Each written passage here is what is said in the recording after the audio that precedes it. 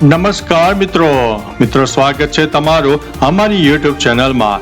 ગુજરાત માધ્યમિકની વાત કરીએ તો દર વર્ષે લાખો વિદ્યાર્થીઓ મધ્યમાં છોડે છે અભ્યાસ। ગુજરાતમાં માધ્યમિક સ્તરે વિદ્યાર્થીઓનો ડ્રોપ આઉટ વધી રહ્યો છે। દર વર્ષે લાખો વિદ્યાર્થીઓ અભ્યાસ છોડી રહ્યા છે। આર્થિક તંગી, સામાજિક પરિસ્થિતિઓ અને અન્ય કારણોને માટે આ જવાબદારી ગણવામાં આવે છે।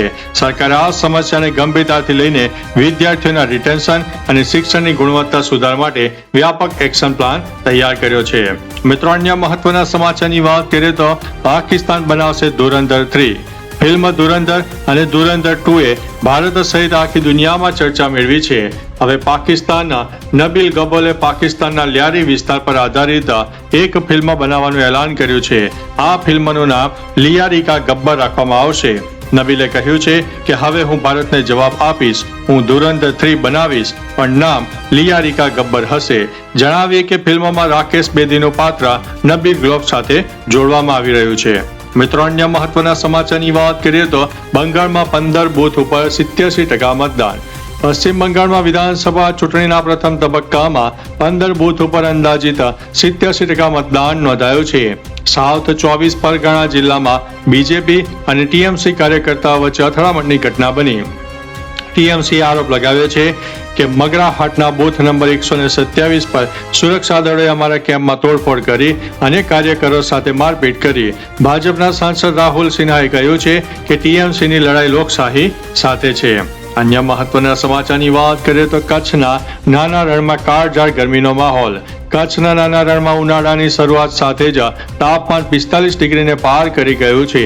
આ તીવ્ર ગરમીમાં વન્યજીવોને પીવાનું પાણી મળી રહે તે માટે ઘુડખર અભયારણ્ય વિભાગે સક્રિય કામગીરી હાથ ધરી છે।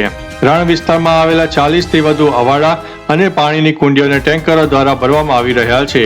આ અભયારણ્ય 4973.71 ચોરસ કિલોમીટરમાં ફેલાયેલું છે અને તે સુરેન્દ્રનગર, કચ્છ, મોરબી, બનાસકાંઠા તેમજ પાટણની સરહદોને સ્પર્શે છે। મિત્રો, અન્ય મહત્વના સમાચારની વાત કરીએ તો 8 દેશોમાં 16 યુએસ લશ્કરી થાણાઓને નુકસાન। સીએનએનના અહેવાલ મુજબ ઈરાને ગલ્ફ દેશોમાં ઘણા યુએસ લશ્કરી થાણાઓને ભારે નુકસાન પહોંચાડ્યું। ઈરાને 8 દેશોમાં ફેલાયેલા ઓછામાં ઓછા 16 યુએસ થાણાઓને નુકસાન પહોંચાડ્યું છે। આમાંથી ઘણા થાણા હવે ઉપયોગ માટે યોગ્ય નથી। દરમિયાન એક્સિઓસના અહેવાલ મુજબ ઓમાનના અખાત અને આસપાસના દરિયાઈ માર્ગોમાં યુએસ કામગીરીથી ઈરાનને $4.8 બિલિયન નુકસાન થયું છે। અન્ય મહત્વના સમાચારની વાત કરીએ તો દેવાયત ખવાડ ઉપર નોટોનો વરસાદ જોવા મળ્યો। ખંભાત તાલુકાના નગરા ગામે લોક સંસ્કૃતિનો અનોખો પ્રસંગ જોવા મળ્યો। મોમાઈ માતાજી અને સિકોતેર માતાજીના મઢના પ્રાણ પ્રતિષ્ઠા મહોત્સવ નિમિત્તે યોજાયેલા ભવ્ય લોક ડાયરામાં જાણીતા કલાકાર દેવાયત ખવાડ પર સોના ચાંદીની નોટોનો વરસાદ વરસ્યો। ભક્તો અને ગ્રામજનોની મોટી સંખ્યામાં ઉપસ્થિતિમાં કલાકારની રજૂઆતથી મંત્રમુગ્ધ થઈને લોકોએ નોટો વરસાવીને પોતાનો ભાવ વ્યક્ત કર્યો હતો। અન્ય મહત્વના સમાચારની વાત કરીએ તો અમેરિકા કોઈ કરારનું પાલન કરતું નથી। ઈરાનના IRGCના ખાતમ અલ અંબિયાની સેન્ટ્રલ હેડક્વાર્ટર સાથે સંબંધિત ડેપ્યુટી ઇન્સ્પેક્ટર મોહમ્મદ જાફરે કહ્યું છે ઈરાન અમેરિકા વચ્ચે ફરીથી યુદ્ધ થઈ શકે છે। વધુમાં તેમણે કહ્યું છે કે અમેરિકા કોઈ પણ પ્રકારના કરારનું પાલન કરતું નથી। અમેરિકા પર આરોપ લગાવતા તેમણે કહ્યું છે કે તેમનો પહેલો હેતુ તેલના ભાવ ઘટતા અટકાવવા અને બીજો હેતુ એવી સમસ્યાથી બહાર નીકળવો જે ખુદ અમેરિકાએ ઊભી કરી છે। અન્ય મહત્વના સમાચારની વાત કરીએ તો આવતીકાલે ધોરણ 12નું પરિણામ છે અને 6ઠી તારીખે ધોરણ 10નું પરિણામ છે। સૌથી પહેલા તમે પરિણામ ક્યાં જોઈ શકશો તો GSEB.org વેબસાઇટ ઉપર જાઓ। અહીં તમે HSC રિઝલ્ટ 2026 પર ક્લિક કરજો। અહીં તમારો સીટ નંબર નાખો, સબમિટ પર ક્લિક કરો, તમારું પરિણામ સ્ક્રીન ઉપર જોવા મળશે। તમે સ્ક્રીનશોટ લઈ શકો છો અથવા તો ડાઉનલોડ પણ કરી શકો છો। મિત્રો, અન્ય મહત્વના સમાચારની વાત કરીએ તો LPG ગેસને લઈને નવા નિયમો। LPG કનેક્શનને લઈને સરકારનો નવો નિયમ 1 મે થી લાગુ થઈ ગયો છે। તમારે સિલિન્ડર માટે KYC વેરિફિકેશન કરવું ફરજિયાત છે। જો તમારી પાસે PNG કનેક્શન છે તો LPG ગેસ સિલિન્ડર કનેક્શન રદ કરવું પડશે। આમ ન કરવા પર ઓઇલ કંપનીઓ તરફથી ગેસની સપ્લાય કરવામાં આવશે નહીં। જણાવીએ KYC કરવા પર તમને સિલિન્ડર મળશે, જ્યારે ઘણા ક્ષેત્રોમાં OTP વેરિફિકેશન બાદ સિલિન્ડર આપવામાં આવશે। અન્ય મહત્વના સમાચારની વાત કરીએ તો મોનાલિસાએ 4 લોકો વિરુદ્ધ ફરિયાદ નોંધાવી। વાયરલ ગર્લ મોનાલિસાએ હવે પોક્સો એક્ટ હેઠળ ફરિયાદ નોંધાવીને એક મોટું કાનૂની પગલું ભર્યું છે. મોનાલિસાએ ફિલ્મ નિર્દેશક સનોજ મિશ્રા અને વીએસપી નેતા અનિલ વિલાયત સહિત 4 લોકો વિરુદ્ધ ફરિયાદ નોંધાવી છે. મોનાલિસાએ આરોપ લગાવ્યો છે કે ફિલ્મના શૂટિંગ દરમિયાન તેની સાથે છેડતી કરવામાં આવી હતી. આ સમગ્ર મામલાએ મનોરંજન અને સામાજિક વર્તુળોમાં ખળભળાટ મચાવી દીધો છે. અન્ય મહત્વના સમાચારની વાત કરીએ તો દુઃખદ સમાચાર. રાજ્યમાં વધુ એક કાળમુખો અકસ્માત સર્જાયો છે. માગરોળના રઈજ ગામ નજીક એક શ્રદ્ધાળુ ભરેલી ખાનગી બસ પલટી ખાઈ ગઈ. આ ઘટનામાં 2 લોકોના કરુણ મોત થયા છે, જ્યારે અન્ય ઘણા લોકો ઘાયલ થયા છે. આ ખાનગી બસમાં કુલ 40 મુસાફરો સવાર હતા. ઘાયલોને હાલમાં સારવાર અર્થે ખસેડવામાં આવ્યા છે. પોલીસ ઘટના સ્થળે પહોંચીને આગળની કાર્યવાહી હાથ ધરી છે. અન્ય મહત્વના સમાચારની વાત કરીએ તો અમેરિકાએ ભારતને પ્રાચીન મૂર્તિઓ પરત કરી છે. અમેરિકાએ ભારતને અંદાજિત 120 કરોડ રૂપિયાની પણ વધુની કિંમતની 657 જેટલી દુર્લભ અને પ્રાચીન મૂર્તિઓ પરત કરી છે. આ મૂલ્ય વારસો ભારતમાંથી ચોરી કરીને અમેરિકા લઈ જવામાં આવ્યો હતો.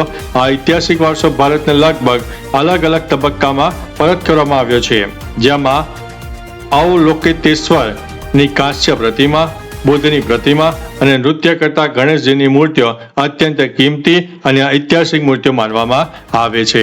મિત્રો, અન્ય મહત્વના સમાચારની વાત કરીએ તો શું તરબૂચ ખાવાથી મોત? મોટો ખુલાસો. મુંબઈમાં ચિકન બિરયાની ખાધા બાદ તરબૂચ ખાવાથી એક જ પરિવારના 4 સભ્યોના મોત થયા. આ મામલામાં એફડીએ તરબૂચ, બિરયાની, પાણી અને મસાલામાં કોઈ પ્રકારનું ભેળસેળ મળ્યું નથી. હવે મોતનો ભોગ બનેલા ડોકાડિયા પરિવારના ઘરમાં જેટલી પણ ખાવા પીવાની સામગ્રી હતી તે બધાની એક પછી એક તપાસ થશે. હવે ફક્ત ફોરેન્સિક રિપોર્ટ અને બેક્ટેરિયલ ટેસ્ટનો રિપોર્ટ આવવાનો બાકી છે, જેનાથી ક્લિયર થશે કે આખરે આ મોત પાછળનું કારણ શું છે. મિત્રો, અન્ય મહત્વના સમાચારની વાત કરીએ તો બોમ્બ વિસ્ફોટ, 3 જવાનો થયા છે શહીદ. છત્તીસગઢના કાંકેરમાં એક મોટી દુર્ઘટના બની. આઈઈડી વિસ્ફોટમાં ડીઆરજીના 3 જવાનો શહીદ થયા, જ્યારે એક ઘાયલ થયા છે. છોટે બેઠિયા પોલીસ સ્ટેશન વિસ્તારમાં સરહદ નજીક લેન્ડમાઇન ડિફ્યુઝ અને પેટ્રોલિંગ કામગીરી વખતે હાથ ધરવા માટે સુરક્ષા દળોને તૈનાત કરવામાં આવ્યા હતા, જ્યાં માઇન ડિફ્યુઝ કામગીરી દરમિયાન વિસ્ફોટ થયો, જેમાં 3 સૈનિકો શહીદ થયા છે. અન્ય મહત્વના સમાચારની વાત કરીએ તો ગેસ સિલિન્ડર લીકેજ બાદ પ્રચંડ ધડાકો થયો. વડોદરાના પ્રથમપુરા ગામમાં ગેસ સિલિન્ડર લીકેજ થતાં જ ભયાનક આગ લાગી ગઈ. આગમાં કુલ 2 વ્યક્તિઓ દાઝી ગયા છે. આ દુર્ઘટનામાં આખું ઘર બળીને ખાખ થઈ ગયું. પ્રથમપુરા વણકરવાસમાં આવેલા એક મકાનમાં ભયાનક આગ લાગી. દાઝેલા 2 લોકોને સારવાર અર્થે હોસ્પિટલમાં ખસેડવામાં આવ્યા. મકાનમાં પડી રહેલા તમામ ઘર વખરીનો સામાન અત્યારે બળીને ખાખ થઈ ગયો છે. મિત્રો, અન્ય મહત્વના સમાચારની વાત કરીએ તો મતદાન દરમિયાન હંગાળો થયો છે. પશ્ચિમ બંગાળના દક્ષિણ 24 પરગણાના 15 બૂથો પર રીપોલિંગ દરમિયાન મોટો હંગામો થયો. ફાલતામાં મતદાન દરમિયાન ભાજપ અને ટીએમસીના કાર્યકરો સામે આવી ગયા. જોકે હાલમાં સ્થિતિ ઉપર કાબુ મેળવવાના પ્રયાસો હાથ ધરવામાં આવી રહ્યા છે. જણાવીએ કે બંગાળ વિધાનસભાની 294 બેઠકો માટે મતદાન પ્રક્રિયા 2 તબક્કામાં પૂર્ણ થયું છે. તો ચાલો મિત્રો, ફરીથી દેશ અને દુનિયાના સુપરફાસ્ટ સમાચાર લઈને મળતા રહીશું. ત્યાં સુધી અમને રજા આપશો. નમસ્તે.